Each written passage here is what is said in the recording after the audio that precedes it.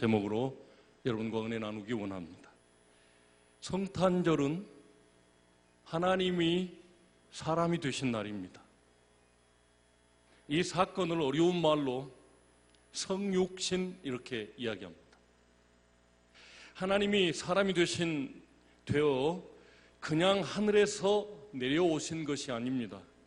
적어도 이 세상 보통 사람들과 똑같이 아기로 탄생하셨습니다. 누가 보던 보통의 남자 아기였습니다. 하지만 그 아기는 보통 아기들과 전혀 달랐습니다. 무엇이 달랐을까요? 태어난 목적이 달랐습니다. 세상의 아기들은 행복을 기대하며 행복하기 위해서 이 세상에 태어납니다. 존귀하여져서 사람들에게 존경을 받고 부귀를 누리기를 바라며 탄생합니다. 오래오래 건강하게 잘 살다가 많은 자손들을 두고 죽기를 원하죠. 만약에 그렇게 안 될 거라면 부모들은 자녀를 낳지도 않았을 것입니다. 일생을 미리 내다볼 수 있다면 아예 태어나지도 못하고 사라진 아이들이 지금보다 얼마나 더 많아졌을까 상상해 보겠습니다. 그만큼 아기들은 축복을 받아야 합니다. 하지만 아기 예수는 전혀 달랐습니다. 이 아기는 가능하면 비참하게 되기 위해서 나타나셨습니다. 난지 8일이 되었을 때 부모는 슬픈 예언을 듣습니다.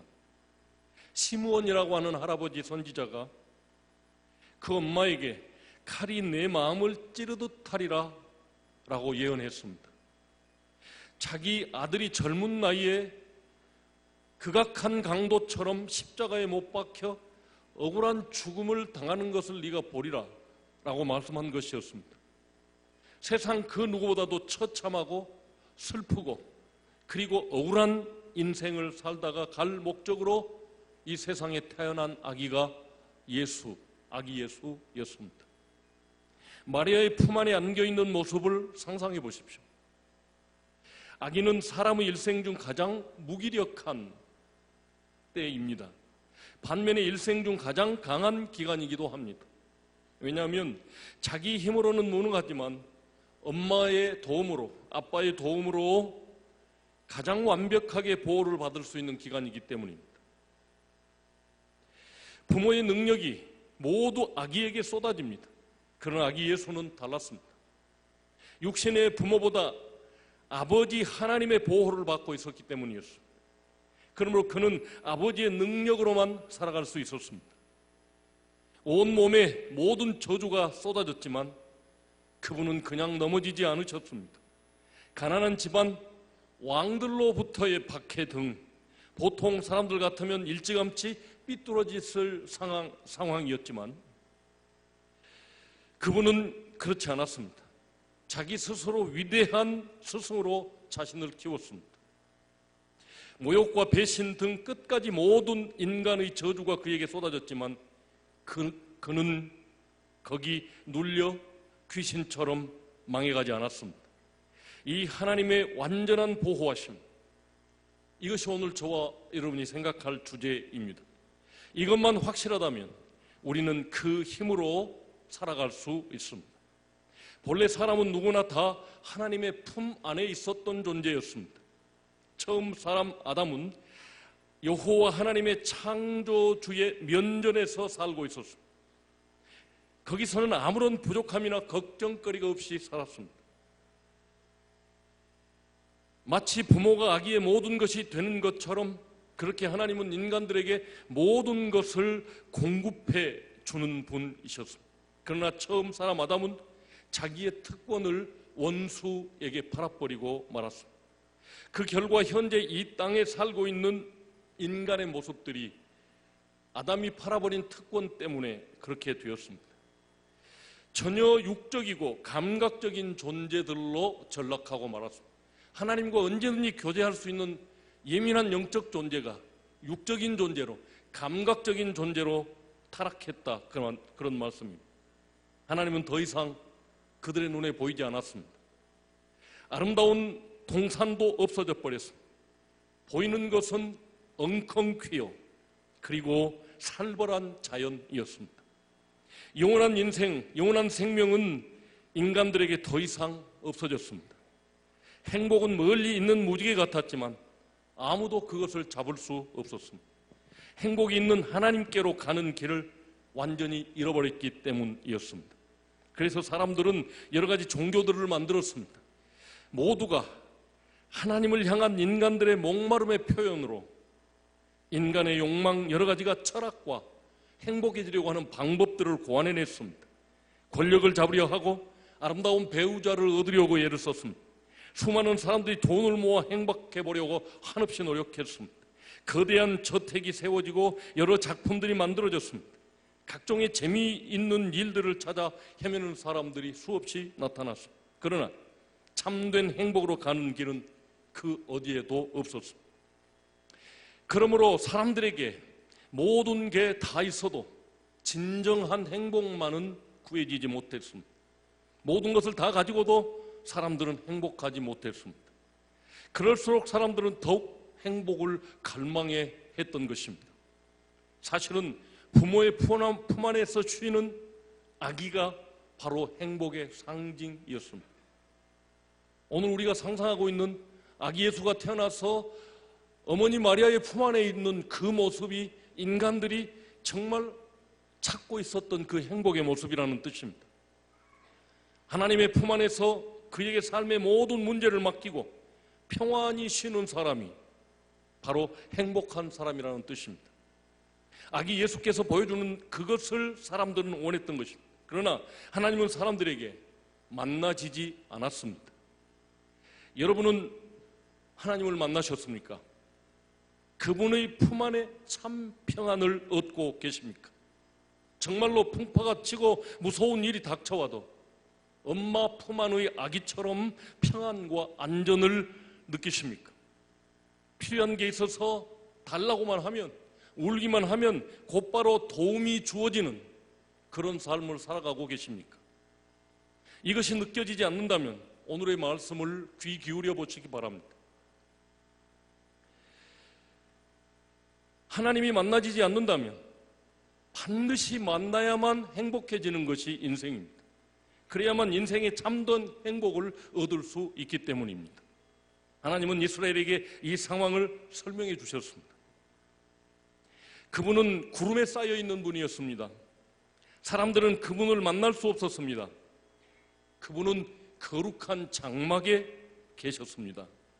적어도 그들에게 하나님이 어디 계시는가는 광야, 성막과 함께 살던 이스라엘 민족에게는 눈에 보였습니다. 하나님이 저 성막 안에 임하시지, 저 성막에 계시지.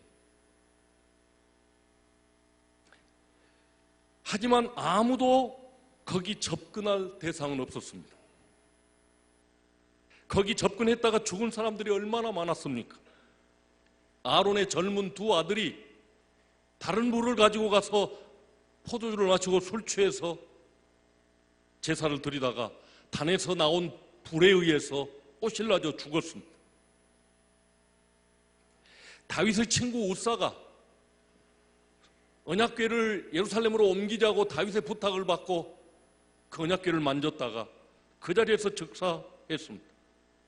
한 왕이 접근하여 스스로 왕으로서 제사장 역할을 감당하다가, 하지 말아야 할 제사장 역할을 감당하다가 문둥병 황자가 되었던 것을 우리는 성경을 통해서 알고 있습니다. 단지 상징적으로 예수 그리스도의 모습을 상징하는 대제사장만이 하나님이 허락하신 7월 10일 대속죄일에 1년에 한 번 그분 임재 안에 가까이 갈 수 있었습니다. 그것도 죽음을 무릅쓰고 가는 것이었습니다. 성막은 두 부분으로 나누어져 있었습니다. 성막, 성소와 지성소였습니다. 하나님은 지성소에 계셨고 그 지성소는 구름으로 뒤덮여 있었습니다. 아무도 접근할 수 없었고 길은 보였지만 접근할 수 없는 막혀있는 길이었습니다. 이처럼 인간들의 상황은 행복을 얻을 수 없는 그런 상태였습니다. 비록 다른 백성들보다 나은 상태였지만 수백만의 이스라엘 사람들에게 하나님은 너무나도 먼 대상이셨습니다. 마찬가지로 그 현상이 오늘 또 우리에게 벌어지고 있습니다. 대부분 성도들에게 하나님은 너무나도 먼 곳에 계시는 분이십니다. 실제로 내 문제와 고통에 어떤 도움을 주시고 계시는 분이십니까? 그가 내게 줄 수 있는 것이 무엇입니까? 두꺼운 휘장은 인간의 죄를 상징하고 있습니다. 악함, 하나님께 대항하고 배신함, 한이요, 증오, 그 저주를 표현하고 있는 것이 지성소를 가리고 있는 장막 휘장이었습니다. 누가 그것을 걷어낼 수 있을까요? 하나님과 사람을 가로막고 있는 그 휘장을 누가 걷어낼 수 있을까요? 가까이 했다가는 그룹이라고 하나님의 거룩을 지키는 천사가 그를 죽이니 누구도 가까이 할 수가 없었어요. 그것은 오직 하나님 자신만이 그것을 벗겨줄 때만 그 지성소가 우리에게 열릴 수 있습니다. 그래서 그 아기 예수를 불행한 인생들이 사는 이 세상에 보내주셨습니다. 그분은 자기 몸으로 십자가를 짊어지셨습니다. 그의 몸이 찢어질 때 그의 휘장도 찢어지고 걷어지고 말았습니다. 비명과 함께 다 이루었다 라고 하실 때 휘장은 위에서 아래로 찢어졌습니다. 그렇게 성소와 지성소는 하나가 된 것입니다. 다시 말씀드리면 예수님의 죽음을 믿는 자들에게 휘장이 찢어지고 하나님께 나갈 수 있는 길이 열렸다라는 뜻입니다. 이제 인간은 아무런 두려움 없이 하나님을 만날 수 있는 길이 열리게 되었습니다. 함께 읽어보시죠.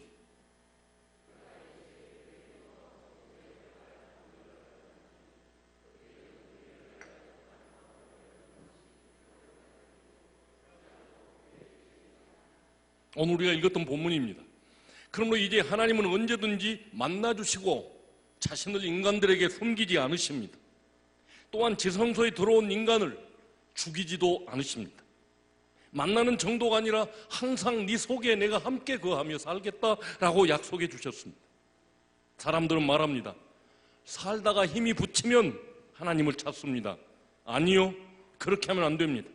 그분과 하나가 되어야만 됩니다. 그분과 함께 살아가야만 됩니다. 그래야 이 악한 세상을 이길 수가 있습니다. 품속의 아기처럼 전혀 무능할 때 하나님의 절대 보호를 받으실 수 있습니다. 복된 아기 예수처럼 우리도 하나님의 품 안에 안겨 쉬어야 합니다. 다시 말하여도 아기는 철저히 엄마를 의지하는 사람입니다. 그에게는 자기의 방법이 없어 오직 하나님의 보호만을 의지할 뿐인 것입니다. 전에 우리는 하나님의 원수로 도저히 그 품을 찾아 안길 수가 없는 존재들이었습니다. 곰곰이 생각해 보십시오. 원수가 자녀로 바뀌었습니다. 때가 참에 하나님이 그 아들을 여자에게서 나게 하시고 율법 아래 나게 하신 것은 우리로 아들의 명분을 얻게 하려 하십니다. 하나님과 원수 관계를 화목시켜서 친구가 되게 하고 하나님의 품 안에 우리가 안길 수 있는 길을 만들기 위해서 그분이 대신 저주를 받으셨다는 것입니다. 아주 좋은 영화가 있죠. 저는 이 책을 소설로 보고 얼마나 감격했던지 모르겠습니다. 배너의 한 장면을 설명하겠습니다. 배너는 죄수였습니다. 로마의 적이었습니다. 그는 사령관의 배 밑창에 내려가서 노만 젓고 있는 평생을 노만 젓는 노예로 전락해 있었습니다. 그러나 전투에서 배가 침몰하자 사령관을 구합니다. 여러 날 함께 바다에 떠돌다가 로마 함선을 만나 구출됩니다. 군사들은 사령관에게 마실 물을 바칩니다. 바다에서 떠돌며 물을 마시지 못한 날이 여러 날 얼마나 목말랐겠습니까? 그러나 사령관은 그 물그릇을 노예에게 먼저 내밀었습니다. 의아하게 바라보는 그 노예 배너에게 고개를 끄덕이며 마시라고 말했습니다. 배너는 물을 마시고 그 그릇을 사령관에게 돌려줍니다. 그러자 사령관은 그 그릇에 남아있는 물을 마십니다. 그러자 이 장면이 곧 무엇을 의미하는 것입니까? 사령관과 노예는 완벽하게 화해되었고 형제가 되었고 하나가 되었습니다. 노예가 마시던 그 물을 먹을 정도로 그는 노예를 사랑하고 있었습니다. 어느 전도사님이 혈액 환자를 만나 그를 위해 기도하게 되었습니다. 그 방을 문을 열어보니까 더러운 방 안의 쓰레기통엔 피가 섞인 가래 묻은 휴지가 가득 차 있었습니다. 병자를 상담하고 기도한 뒤에 그 어머니는 그 전도사님을 위해서 점심을 대접했습니다. 그 병자와 그 방 안에서 함께 먹으라는 것이었습니다. 도저히 넘어가지 않는 것을 억지로 먹고 있었습니다. 그런데 그들이 남긴 음식을 그의 어머니는 맛있게 잡수시는 것이었습니다. 남들은 토할 것 같은 것도 부모는 사랑스럽게 그것을 먹고 있더라는 것이죠. 누가 노예 먹던 것을 사령관이 먹겠습니까? 그러나 더 이상 베너는 노예가 아니었습니다. 자기 아들로 받아들이기로 결심한 후였습니다. 사령관이 죄수를 끌어안는 것과 이 어머니가 병자의 밥을 먹는 것은 다 같은 이야기입니다.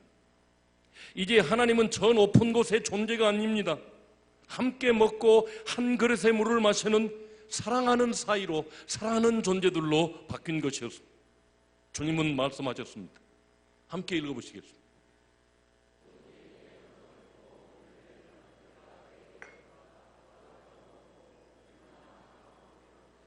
요한계시록 3장 20절 말씀인데요, 바로 이어지는 21절에 이렇게 써져 있습니다. 이기는 그에게는 내가 내 보좌에 함께 앉게 하여 주기를, 내가 이기고 아버지 보좌에 함께 앉은 것과 같이 하리라.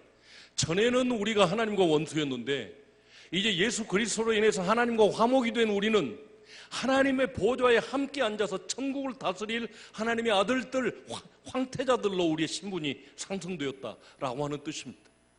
영접하는 자, 볼지어다 내가 문 밖에서 두드리노니 누구든지 내 음성을 듣고 문을 열면 내가 그에게로 들어가 그로 더불어 먹고 그는 나로 더불어 먹으리라. 내가 아무리 누추할지라도 주님 내 안에 오셔서 나와 함께 먹고 나와 함께 마시는 식구가 되어주시고, 그리고 그 신앙을 끝까지 지키는 우리에게는 하늘 보좌를 내주시고 주님 옆에 앉아서 함께 다스리는 존재가 되게 만들어주시겠다고 성경은 마지막에 요한계시록에서 선언하고 있습니다. 이 험난한 세상을 이기려면 그의 품에서 쉬어야 합니다. 구원하는 일에는 전적으로 무능하여 우리는 어떤 방법으로도 구원받을 수가 없습니다. 오직 그분의 말씀만 의지할 따름입니다. 이 땅에 오신 그 아기는 이제 새 길이 되어주셨습니다. 이 길은 하나님을 확실하게 만나게 하는 길입니다. 그와 항상 같이 있게 해줍니다. 너희는 너희가 하나님의 성전인 것과 하나님의 성령이 너희 안에 거하시는 것을 알지 못하느뇨. 삼위일체 하나님, 성령 하나님, 그분이 계시면 아버지도 계시고 예수님도 계시는 것입니다. 그분이 우리를 성전 삼고 우리 안에 있는 줄을 네가 알지 못하느냐? 라고 바울은 반문하고 있습니다.